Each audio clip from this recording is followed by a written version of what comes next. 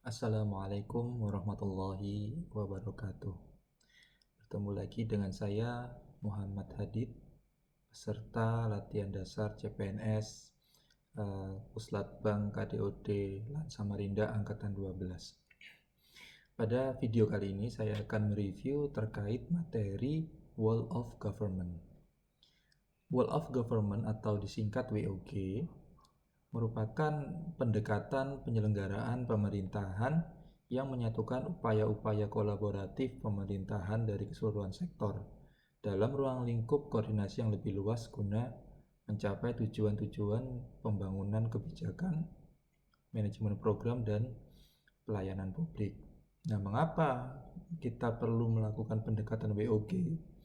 Yang pertama, adanya faktor-faktor eksternal seperti dorongan kebijakan publik dalam mewujudkan integrasi kebijakan, program pembangunan, dan pelayanan agar tercipta penyelenggaraan pemerintah yang lebih baik.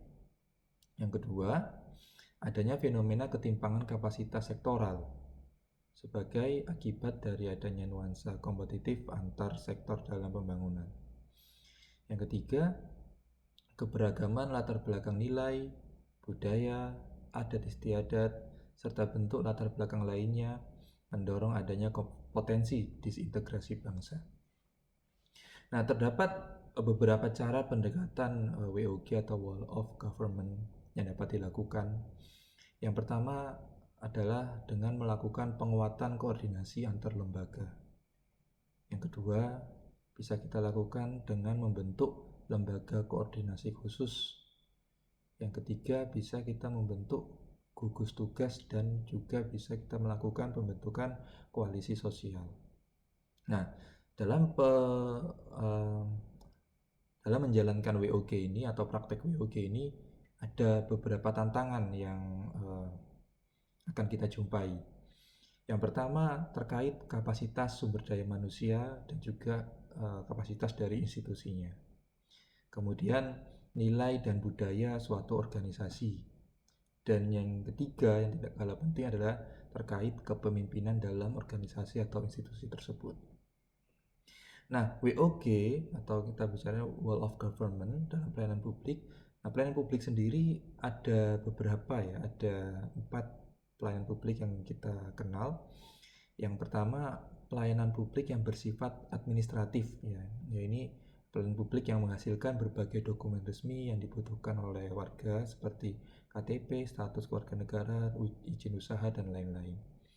Kemudian pelayanan jasa. Pelayanan jasa ini menghasilkan bentuk jasa yang dibutuhkan warga seperti pendidikan, ya, kesehatan, ketenagakerjaan, perhubungan, dan lain-lain.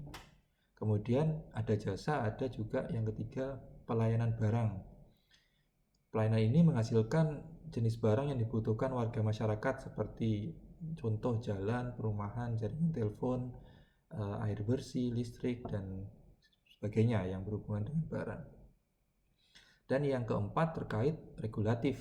Jadi pelayanan ini melalui penegakan hukum dan peraturan perundang-undangan. Juga kebijakan publik yang mengatur sendi-sendi kehidupan masyarakat. Nah, berdasarkan pola itu ada beberapa jenis ya. Yang pertama pola pelayanan teknis fungsional. Nah, pelayanan publik ini yang diberikan oleh suatu instansi pemerintah sesuai dengan bidang tugas, fungsi, dan kewenangannya. Kemudian ada pola pelayanan satu atap. Pola pelayanan yang dilakukan secara terpadu pada satu instansi pemerintah yang bersangkutan sesuai dengan kewenangannya masing-masing. Kemudian ada pola pelayanan satu pintu. Pola pelayanan ini diberikan secara tunggal oleh satu unit kerja pemerintah berdasarkan pelimpahan wewenang dari unit kerja pemerintah terkait lainnya yang bersangkutan. Kemudian ada pola pelayanan terpusat.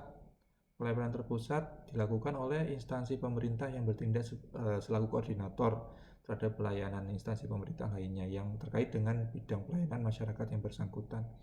Kemudian yang terakhir, yang kelima, pola pelayanan elektronik. Nah, pola pelayanan ini merupakan pola pelayanan yang paling maju dengan menggunakan teknologi informasi dan komunikasi yang merupakan otomasi dan otomatisasi pemberian layanan yang bersifat secara online sehingga dapat menyesuaikan diri dengan keinginan dan kapasitas masyarakat pengguna. Mungkin itu saja yang bisa saya sampaikan terkait materi Wall of Government. Kurang lebihnya saya mohon maaf. Terima kasih. Assalamualaikum warahmatullahi wabarakatuh.